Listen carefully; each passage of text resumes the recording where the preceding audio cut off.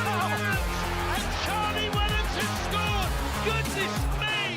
In the 5th minute of additional time and put Leyton Orient in front. And Leyton Orient have come from behind and surely have picked up 3 precious points.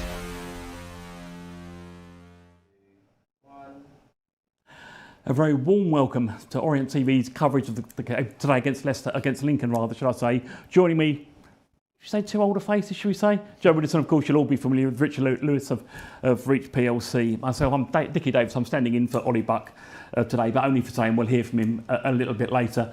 Guys, very quickly, confident for today? It's probably the toughest match of the season for Orient. Lincoln are in... So far. In great form, Lincoln. But equally, if Orient can convert some of all these chances they're making, it could be another good afternoon, but it's going to be tough. Joe? Yeah, I'm feeling pretty confident. I think, I guess so far it's been a little bit inconsistent, from Orient. We've seen a lot of good performances, some good results as well, but they just haven't managed to find that kind of get that momentum in terms of, winning consecutive games. But there's been some strong performances at home, and I think, often Orient have raised their level against the better teams. And I think they'll have to do that today because obviously they're up against a pretty informed Lincoln side. The last 2 games almost sum up the season so far. Fantastic 4-0 win against Doncaster Rovers, then lose 1-0 to Rotherham. Manager was very critical after the Rotherham game. He came straight out. He was clearly very unhappy with what he saw. I mean, I jotted down some of the comments. Back 3 can't play, not good enough on the ball. I question their mentality. Didn't have enough shots. People think they're too good after a 4-0 win. Players need to look at themselves in the mirror. It's quite hard-hitting stuff. As a player, how difficult is it to hear that, or do you just think he's only being honest? We didn't perform today as we should have. Yeah, I think as a player, it's a massive wake-up call. Obviously, I think there's a lot that's kind of said in-house within the dressing room, and the manager he's kind of. You accept as a player if he kind of comes for you, or if he wants to be critical after games. But it's quite rare to see a manager come out and be so vocally critical of his team in the press after game. So I think the players would have definitely seen it. They'll be aware of it. And Rich will be trying to send a message to his squad. I think he won't be happy with the inconsistency. He doesn't want to see his team show up against a Doncaster and then in his words, maybe down tools or not be up for it or in the right frame of mind for the Rotherham game. So he wants to see that consistency now. He wants to see his team performing week in, week out. And I think I think on the training pitch, I imagine it's been a tough week. I imagine the players have certainly been put through their paces. I'm sure they would have reviewed the game and where things went wrong and gone over the bits and pieces that Richie wants to see improvement in. So, yeah, I think we'll see a team today that's up for it, that's motivated, that's wanting to, prove the manager wrong and show that, they are up for the fight and they can find that consistency in their performances. As an Orient fan and as a journalist, were you surprised when he was that outspoken after the game? I was, and I think a lot of it was because they were so good against Doncaster. They scored after 90 seconds, controlled the whole match, never really looked like conceding, even though Doncaster had a few odd chances. And you would have thought, and we said it when I was here for that match, could this be the game that kick-starts the season? And this division, I think, if you can get a good run together, you're going to have a real mark in this division. If you look at the table at the minute, there's so much inconsistency. And Orient had chances last week, but and I'm sure the players would probably have felt that. They would have probably felt they let themselves down as well last week because they came away on such a high, and then it was like a total reverse. I was surprised, but I could see why he did it. And as a player, would you react? Is that how you'd react on the training ground? Right, I'm going to show him that I am serious. We can be consistent. I'm a good player. Yeah, definitely. I think that for me personally, that kind of I always responded to criticism it was like fuel for me. It kind of made me more motivated. And to want to go out and prove someone wrong and shut someone up and change people's opinions. Whether it was the manager, supporters, whoever. I always kind of wanted to. Kind of stick it down their throat, so to speak, and I like that kind of challenge, to be honest. And I think Richie's kind of testing the mentality and the character of his players here, because I think he knows maybe 1 or 2 might be able to deal with it, but he wants to challenge the rest, and he wants to see, do you know what I mean, who's willing to stand up and be counted, and who wants to prove him wrong, or who's going to kind of shy away and maybe not be so much up for the challenge. So I think he's kind of laying down a marker, and he really wants to see a reaction from his team today. I think part of the frustration is like defensively, we're not used to seeing Orient kind of concede the amount of chances and the number of goals. I think over the past couple of years, the success of the team has been built on a firm, solid foundation. Good defending, especially last season when they went on a really good run. starting kind of around this time, maybe slightly later in the season, you know, they were conceding very few goals, plenty of clean sheets.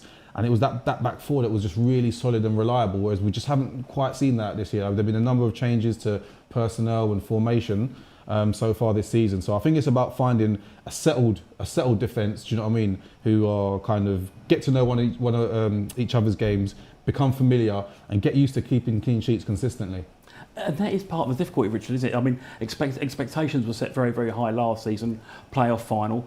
Huge change in personnel and a change at the back as well in terms of going to a back three. Everything's changed. I think you know, I think it was December when Orient were in the bottom three. To end the season, one game away from making the championship. There's always going to be that high then the low, and then to start again, new players coming in, gelling together. But it's interesting what you're saying, Joe, because Lincoln have only, I think, conceded 10 goals, isn't it? And I've written before, that is one of the keys of why they are where they are. They're sixth in the table. Yeah. I made a note before, they've conceded just one goal in their last 5 games. And there's this sort of division that if you can get your defensive side right, because teams seem to score a lot of goals in this division. Orient have scored a lot of goals, they let in a lot of goals, but if you can get the defensive bit right, then that could be such a foundation. And also, we forget it's still early stages. We're 8-9 games of the season. But it is interesting that will this be a chance for the players to react at what Richie said and to prove, you know, what we can do it. Thanks, folks. Well, we spoke about Richie. Now we're going to hear from him right after a word from our sponsors. Is lunch at work awesome? If so, tune out now. If not, keep listening. Picture this. Chef-made meals from local restaurants brought right into your workplace. No sad sandwiches, no tired menus. By tapping into the local restaurant scene, Fuda powers workplace dining for companies across the U.S., giving teams flavor, convenience, and authenticity. Half of Glassdoor's best places to work have partnered with Fuda. Is your team ready to upgrade its workplace food scene? Find out how at Fuda.com. That's FOODA.com. Gaffer, Lincoln to come on Saturday was obviously disappointment last weekend. So how much are we looking forward to getting back down to it? Well, we wish it was a game in the week. To be honest, it was a performance that lacked any real intensity. Don't think we should have lost the game, but when you don't do anything really to win the game, then you run that risk. So that's 2 years on the bounce. We've been to Rotherham and had all the ball and not really done anything. So frustrated. Hopefully we'll be more like ourselves this weekend. Definitely more like ourselves in our last home game. Did that maybe make the Rotherham game even more frustrating? Yeah, you're looking for a springboard, you're looking for something to set us off so we can go on a run, and you're thinking that last week against Doncaster that was it, but it's not always like that. You know, from where we are at the start of the season till the end of the season, there's going to be peaks and troughs and tough times that you have to get through, and it's how we manage ourselves in them rough times. So like I say, our supporters have been great at home recently, and it was a great performance against Doncaster. Hopefully we'll be more like that. What was it in that Doncaster performance that allowed us to go on and... Intensity. Not much more than that. Really good intensity. Our front players were really good, out of possession, got after the ball. We defended long balls, we defended our box really well when we needed to. But then every time we got the ball back, we looked a real threat. So hopefully more the same of that. Has that been the message this week in training? Well, we've got a few that are little niggles. We might have to change a couple of things. So the message has been to play with intensity. I think when we're on the front foot and when we're aggressive, I think we're a really good team. When we're a little bit slow and more ponderous, I don't think we're at our best. So yeah, that's the message to the players this week.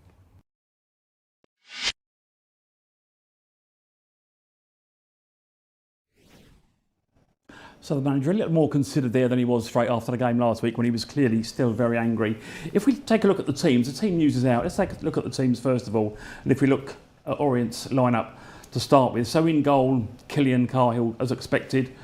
Tom James comes into the side. Michael Craig comes in. Josh Karoma also comes in. Azim Abdullahi comes in. That's his first start. It's his first start since the first game of the season. Looks like a change. Could possibly be a change in formation as well. That might be the last. I think that might be last week's team. We'll try and get the right team. We'll try and get the right team up for you before we carry on. So just the changes to reflect on for this game. So we've got Tom James in, Craig in, Karoma in, Abdullahi in. The two to drop out are Bakinson, Adaramola as well. What's your take on it? Well, I think the manager had to change things. I think he wants to just. I think the importance of James is there as well. But equally, it's interesting that in that clip was. I think we've got that. No, we haven't got that same. No, ignore me. But it's also interesting that his son, of course, signed a new contract and he's on the bench. So it just proves that he's going to make the right decisions if he wants to make the right decisions. Yeah. The balance was good for that last game as we got the right team there.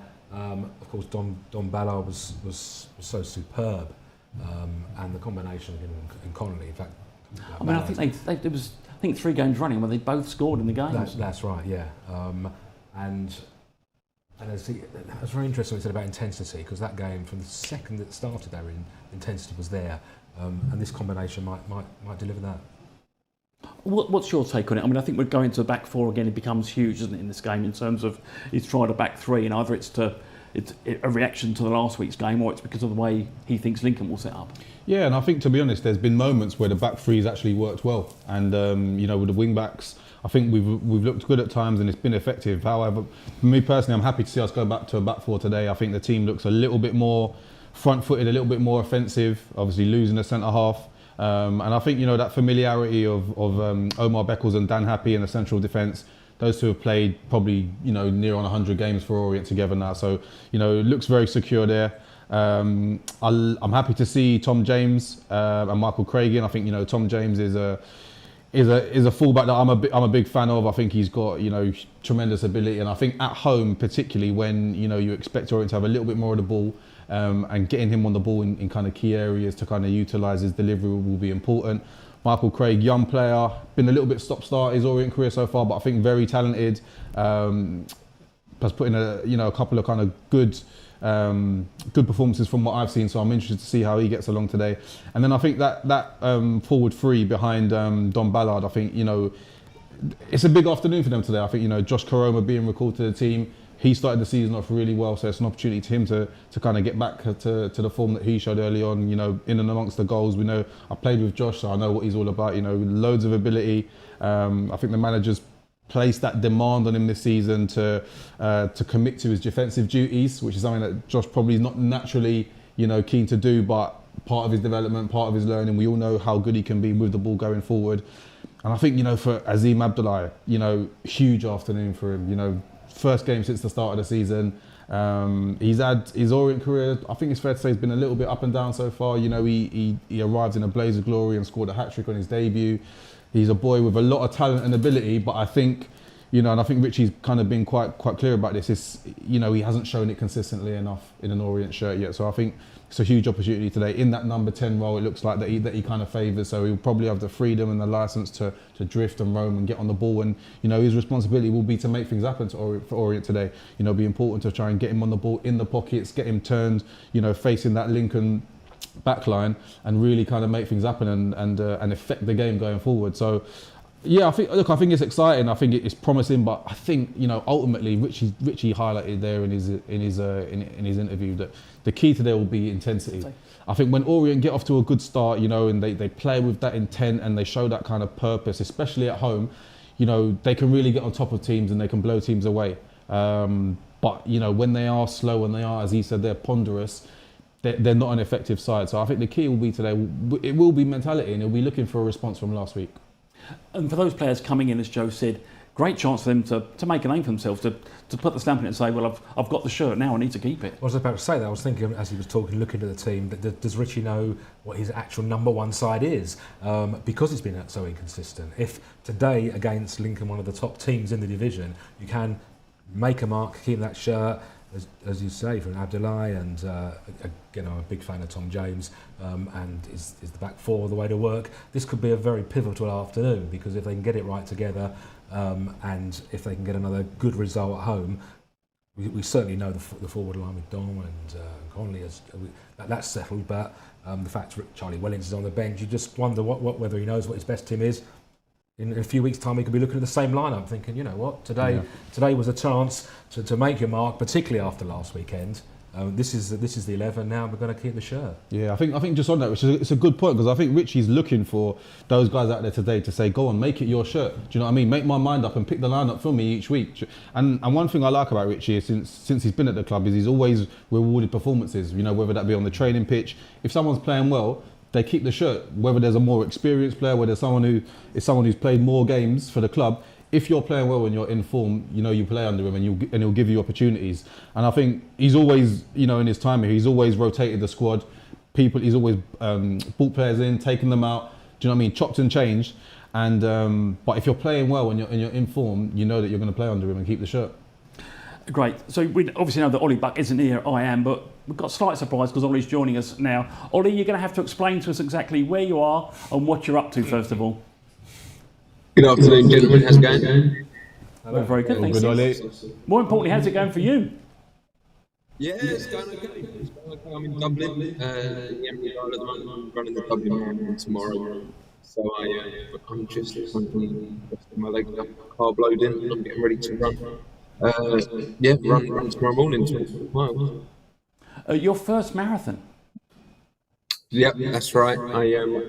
I've always wanted to. I've always enjoyed running. Never got around to doing it, but here we go. And I'm doing it for Marie Curie as well. So a really good cause. I'm looking forward to getting out there and getting the legs moving. Can people donate? Where can they donate? Yeah, I've got a Just Giving page set up. It can be found on my X account, which is Oliver Buck 97. I'm raising money for them in memory of my partner's parents as well, who both passed away from cancer within a year of each other. So it's a cause that's really close to my heart. I'm doing that in memory of them as well. So if anyone doesn't have any spare change, then yeah, that would be really gratefully received. A good man. How's training going? And is it like the old days? I remember there used to be a huge pasta party before the London Marathon. Is it still trying to get as much carbohydrates down you on the day before as you can? Yep, I'm currently eating a load of prunes. I'm scoffing flapjacks down my face. I'm having some pasta tonight. It's like the good old days. No beers though, unfortunately. I know there's a lot of carbs in them, but I'm saving them for tomorrow night. So that's been the hardest part of the training, watching everyone else drink their pints of Guinness. But I'll join them tomorrow. Right. More importantly, you're the one normally asking the questions here. I'll ask the question this time. How do you think Orient will go today? I'm really excited for today's game. I realised as I was thinking about what I might say if you asked me. I've never had to be the one answering the questions, but I genuinely am really excited looking at that starting lineup. I know what you've just touched on there. I'm really excited by some of the players that have come in. I think, Joe, you were just talking about Josh Koroma and Azim Abdullah. And I think they're such exciting players that we've seen great stuff from in Orient shirts and spells. And if we can mix that with what Ballard and Connolly have been doing this season, then, wow, I'm hoping it'll be similar to the Doncaster game. It's going to be tough, of course, but I think we thrive in E10, and I think we thrive against better teams as well. I think this season especially, we've struggled against teams like Rotherham and other teams that are maybe down around the bottom of the table, Northampton. But I'm hoping today that everyone was talking about Cardiff's defence when we played them, and we put 3 past them and should have gotten at least a point. So hopefully, I think we're going to get a positive result, and I think it'll be a good one. Fingers crossed. Let's hope it sticks you in a good mood for tomorrow, Ollie. Best of luck for tomorrow. Hope it goes really well for you. All the best, Ollie. Thank you very much. Lovely to see you, Joe. Love to see you, Rick. Enjoy the game. Take care, mate. Fantastic. Thanks, Ollie. Thanks ever so much. So don't forget, today's game is available to live stream outside of the UK and Ireland on Orient Live. The EFL broadcast deal means that all of our league games are available to live stream outside of the UK and Ireland during 2025-2026 season. Domestic live streaming is not available due to the broadcast agreement, but selected games, including all midweek fixtures, will be available to watch on Sky Sports Plus in the UK. Overseas fans can buy a live video match pass for today's for just £10 by heading to LeytonOrient.com, where overseas subscriptions are also available, priced at just £195, which works out at just less than £5 per game across the full season. Right, we've just got a little bit of ET first. Killian Cahill has impressed between the posts of late so far this season. He's done well since he's come into the side. And let's get a word with our fine Irishman between the sticks.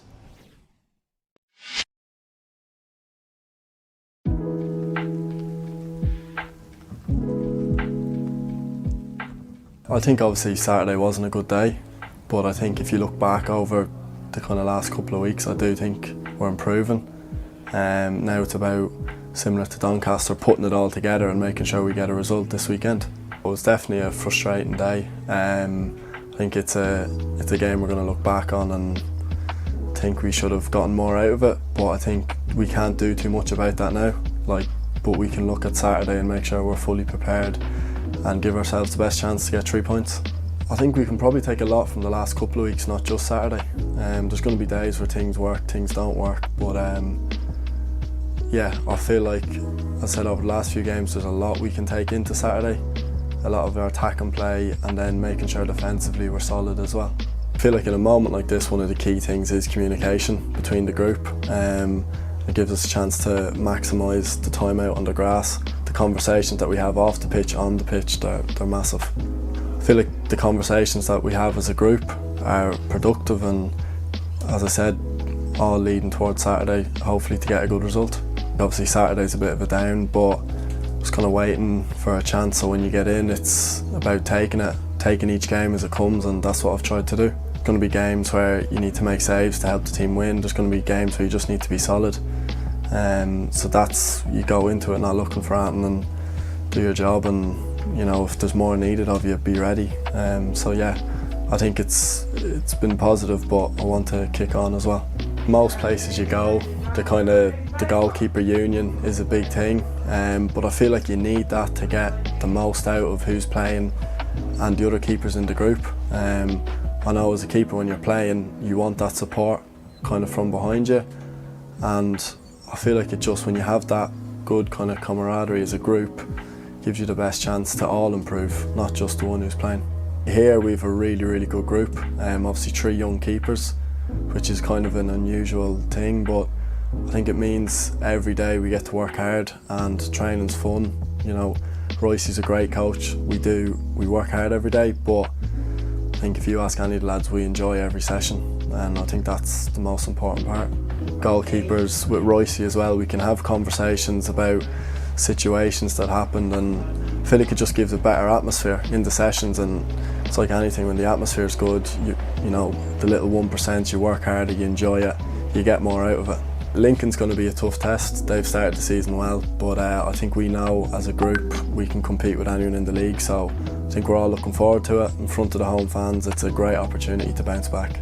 Overall, just being solid and doing the basics well, and then letting the kind of the attacking players work their magic. I feel like the bits from the previous games we can bring in, and I feel like if we get it all right, get it coming together, we'll be fine.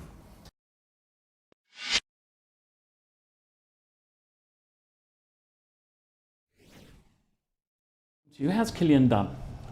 Done really well.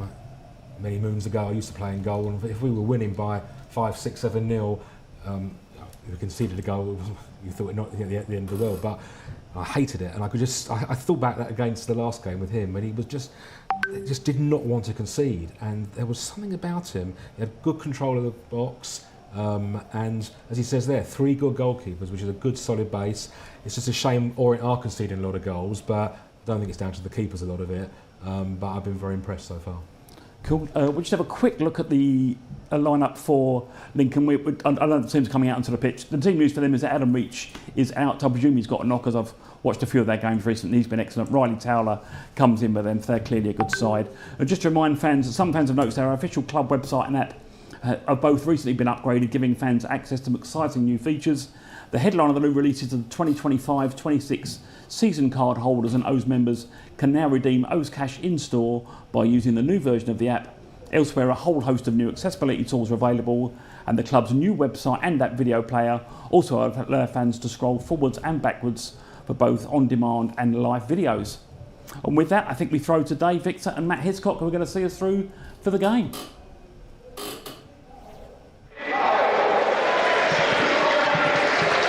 Good afternoon and welcome to Brisbane Road, where it is a special afternoon. It is the Remembrance match, and out in front of us are those wonderful banners. One that says Clapton Orient, Somme 1916, and the other Clapton Orient, our heroes. And of course there were the 3 players that lost their lives in the Great War, and their photos on one of those banners. That's Private William Jonas, Private George Scott, and Company Sergeant Major Richard McFadden. And the players are making their way around the centre circle. Buglers are also in place. I think there's going to be wreaths that will be laid on the centre field.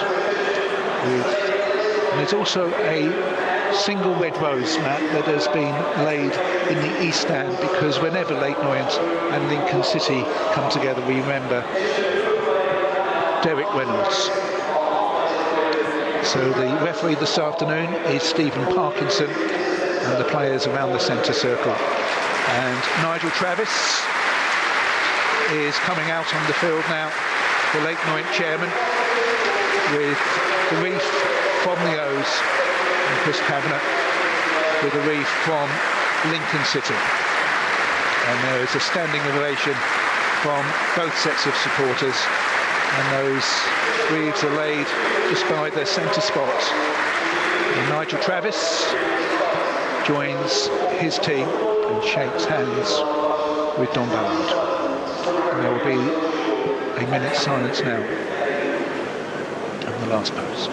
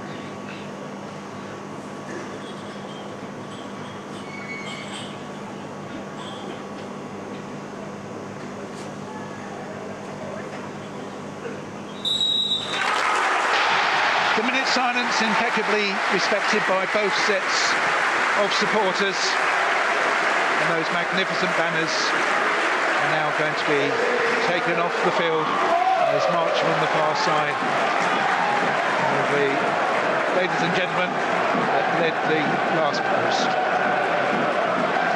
So we can now focus on the match, Matt, and it's interesting. The one change for Lincoln City forced upon them, that's because Reach picked up an ankle injury this morning. 4 changes for the O's and a change of shape as well. Yeah, interesting. I think the suspicions are that the O's are going to go back to a formation which we're familiar with. A lot of the players, of course, would have been familiar, those that were here last season, the 4-2-3-1. It'll be interesting to see how that works this afternoon, because I think the O's are in for a tough game against Lincoln City, a team that are currently 6th in the division, a team that don't concede many goals, just 10 goals conceded in the 12 matches they've played so far this campaign.